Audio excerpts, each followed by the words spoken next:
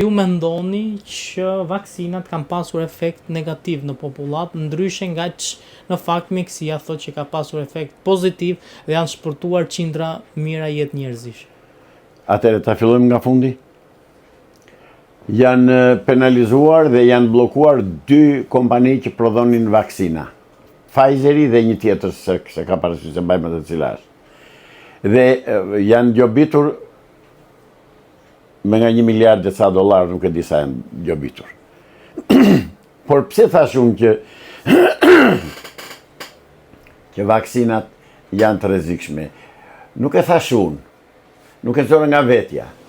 Dhe unë ju jep përgjigje të gjitha atyre zotrinjve që merren me mjekësinë dhe në ndalojnë, në heqen të drejtën neve që të shfaqim mendimin ton lidhur me problemet që ka shoqëria sot dhe me ngjarjet që ndodhin sot në botë. I them që këtë fjalë, këtë denoncimin dhe këtë, si thuash, këtë dënim që jep vaksinave është nobelisti, 2 herë nobelist francez, mikrobiolog Luc Montagnier. Dhe Montagneri është personalitet në fushën e mikrobiologjisë dhe shpjegon në mënyrë perfekte se pse nuk duheshin bërë vaksinat dhe çfarë efekti negativ ka ato në trupin e njeriut.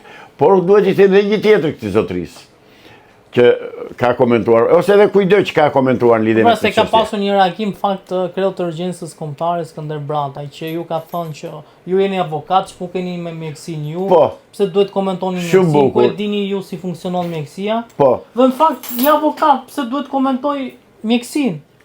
Unë komentoj gjithçka që ka të bëjë me qytetarin. Dhe unë i them zotit Skënder Brataj, lexo konventën e Norimbergut neni numër 5.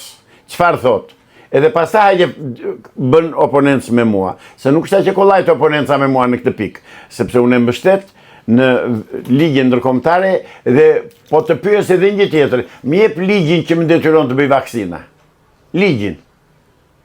Dhe sidomos këto tash quajturat vaksina, se këto vetëm vaksina nuk qenë. Pra, pretendimin tim dhe deklaratën time e mbështes tek nobelist botëror që ka thënë që vaksinat janë të dëmshme, këto lloj vaksinash. Sepse ne deri më sot nuk na është thënë çfarë kështu efekti kanë këto dhe çfarë prodhojnë këto në trupin e njeriut. Kundër hyn te ADN-ja dhe çfarë është mRNA-ja. Pra këto janë fakte që i thonë mjekët, nuk i them unë. Unë thjesht i përcjell të qytetarët dhe unë e kam bërë veti pari protestën kundër vaksinave dhe prap do bëj protestë kundër vaksinave, prap do flas kundër tyre, prap do t'u them qytetarëve shqiptar, ruhuni se janë rrezik. Dhe fakti që 2 kompani janë penalizuar për prodhimin e vaksinave, se një vaksinë ishte në gjithë botën, një formulë kishte në gjithë botën, thjesht u vunë 5 kompani që vunë emra të ndryshëm. Pra, edhe ish drejtori i përgjithshëm i organizatës botërore të shëndetësisë, që është një organizatë fashiste, po e them prap fashiste, kështu ka qenë se vrau njerëz, është nëpërmjet këtyre vaksinave, kanë thënë këta nobelistët që nuk duhen bërë vaksinat. Atëre, zoti Brataj, mund të më shpjegosh me çfarë ligji më detyron të vendos në trupin tim diçka që nuk dua unë?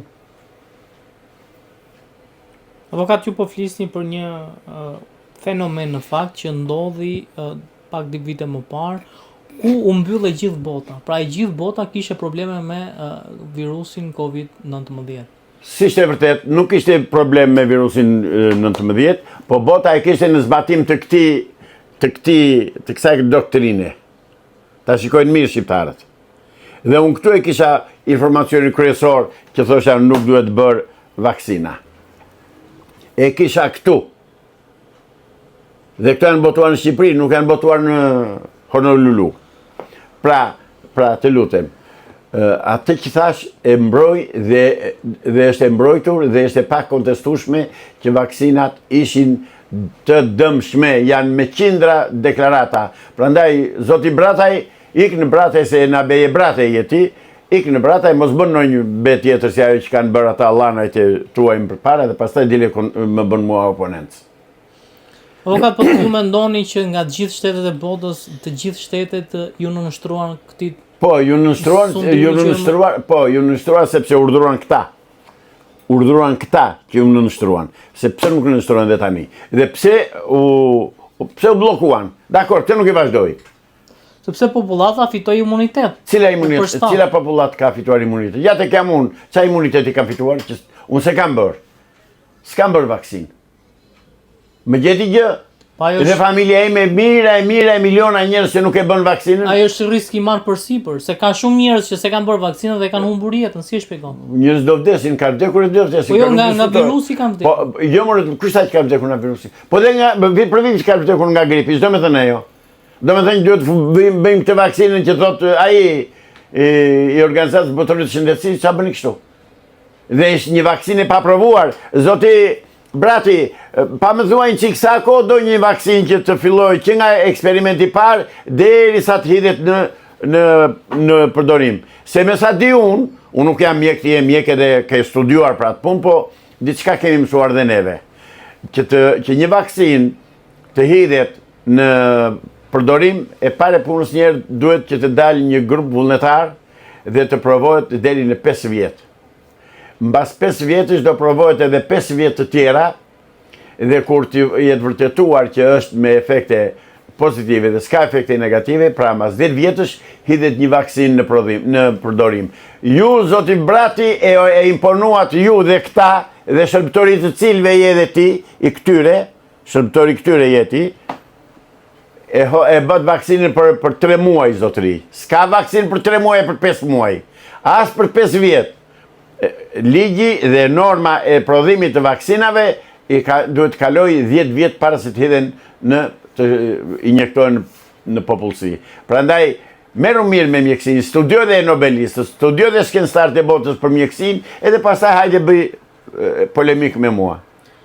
Zoti Islami, po pse mendoni që zoti Brataj i nënshtrohet atij urdhri dhe ndoshta e ka nga, po themi, studime që ka bërë mjekësia që... Cila studime? Ndalo, jo, zotri. Studimet e mjekësisë nuk mund të hidhet një vaksinë pa kaluar 10 vjetë në eksperiment. Apo ka po flasim në raste epidemie dhe në raste emergjence. Dhe po flasim në rastet kur e gjithë bota u mblodh bashkë për të kryer anti-vaksinë. Dëgjoj, zotri, këta, ishe këta të komplotit botëror ti? Ja, këta e bën atë. Dhe në këtu shkruhet dhe thonë, ne do të zvoglojmë numrin e popullsisë botërore duke i futur shtetet në luftë me njëri tjetrin, edhe brenda shtetit duke futur përçarje dhe grindje. Ka luftë ka pasur. Të lutem, po, aty do vi. Dhe nëpërmjet vaksinave është në protokollin e vitit 1890. 1890. Flitej për vaksinat. Vaksinat atëherë s'kishin dalë, dollën vonë shumë, edhe kur dollën. Pra, zotri, unë ati që them, e kam ligjin këtu, e kam të vërtetën këtu, e kam shkencën këtu, montanjerin e një gjithë globin, qofse nuk e një ky Brati dhe të vetë a njohët, dhe të lexoj. Lexo, zoti Brata, lexo për mikrobiolog të botës. Mëso dhe që kanë pësuar Pfizeri dhe ajo kompania tjetër se nuk e di kush është, edhe pastaj dile bëj polemik me mua. Çfarë qëllimi ishte hedhja në treg? Vrasja e njerëzve. E kemi thënë dhe po e themi. Vaksinat ishin për të vrarë njerëzve, për të reduktuar numrin e popullsisë dhe e realizuan në një farmase, e reduktuan shumë. Kjo është e vërtet. Mos shikoti që nuk i thonë mediat, e nuk i thonë shtetet. Avokat, më shumë vdesin nga aksidenti se nga vaksinat. Aksidenti është aksident, nuk është vrasje, zotri. Vaksina është vrasje, të vret, të jep në trup atë që nuk do ti ta bësh. Dhe neni numër 5 i konventës së Nurembergut e ka ndaluar për gjithë botën në mënyrë absolute. Nuk mund të më imponosh mua të vë në trup diçka që nuk lejohet. Dhe po ta vëshre më gjej ligj, të lutem. Më gjej ligj për këto vaksina, më gjej ligj. Po pra, shteti ty të imponon në rast se ti përbësh rrezik për jetën e tjetrit. Nëse ka studime që ti thua Covid është i rrezikshëm dhe shkakon vdekje dhe ti ke Covidin, ti për ta parandaluar atë tjetrin ti duhet i bësh vaksinën. E pare punës njerë që nuk është vaksinë kundër Covidit. Dhe nuk kishte asnjë rezultat. Se kemi njerëz tanë që janë vaksinuar dhe kanë ikur nga kjo botë. Të hënën, Si ka njerëz që nuk janë vaksinuar dhe kanë ikur nga kjo botë. edhe pastaj pse duhet bërë vaksina kur mua nuk më shpëton? Siç ka njerëz që kanë bërë vaksinën kanë shpëtuar, siç ka njerëz. Kush? Asnjë s'ka shpëtuar nga ata që kanë bërë vaksinën. Dhe Covidi njerë dalë se u fry sa s'kish ku shkon man. Qa ishte Covidi? Një grip i zakonshëm, të cilin unë në 2020 nuk e dija, po pas kisha kaluar në muaj shkurt. Na zuri gripi tërë si familje, kaluam, ai miru pafshim.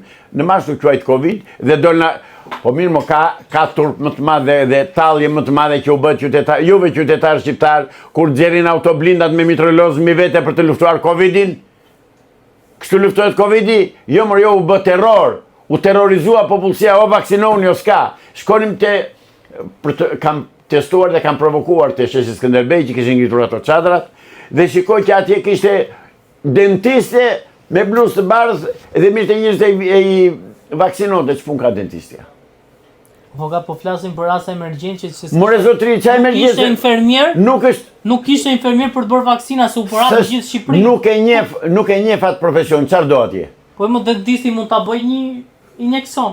Bëjë në mëlla, kush do ta bëjë dhe ta bëjë? Mua me ligj nuk më detyron dot. Është tjetër gjë kjo. Kjo është themelorja.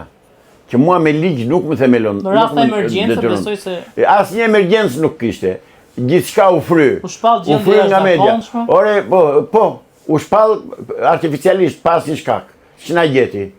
Unë kam qenë gjatë gjithë kohës, kam qenë i lirë, kam lëvizur në Tiranë, siç më donte qefi mua. Edhe njerë që më daluan policës, edhe në protestën që bëm, unë u thash policëve, më jepni ligjin, dhe do ta bëj tani, po ka urdhër kryeministrit, atë urdhën i thash, urdhrat kanë vdekur në 1990 që u përmbys sistemi komunist. Tani ka ligje, ka kushtetut. Ka dhe një konvent në Nurembergu që nuk të lejon ty të më detyrosh mua të bëj vaksinën. Kaq. Avokat e bëri kryeministri vaksinën. S'është e vërtetë dhe mos gënje dhe ti bashkë me të. Po ne e pam live. Qa pe, hiq gjithë pe. Pse gënjen? Ore, pam live kur bëri vaksinën. Pe që kaluan në mbrapa ajo kështu. Unë e kam provokuar kryeministrin, e ka ftuar, kam qenë të iftuar të Top Channel-i, Merion Arusin, dhe i kam thënë, zoti kryeministër, po të ftoj tani këtu, hajde, me flakonin e vaksinës në dorë, që të dy bashkë, ta bëjmë gjysmën e flakonit tu, në gjysmën ti. Hajde ta bëjmë këtu, se ke gënjur i them. Dhe s'ktheu përgjigje. Pa e kishe bërë njërë, do e bënte 2 herë, 3 herë. Jo, gënjeu, s'kish bërë gjë fare. Gënjeu, po ta them unë që gënjeu. Dhe nuk duhet ta bënte, sepse kishte probleme tjera shëndetësore dhe nuk duhet ta bënte.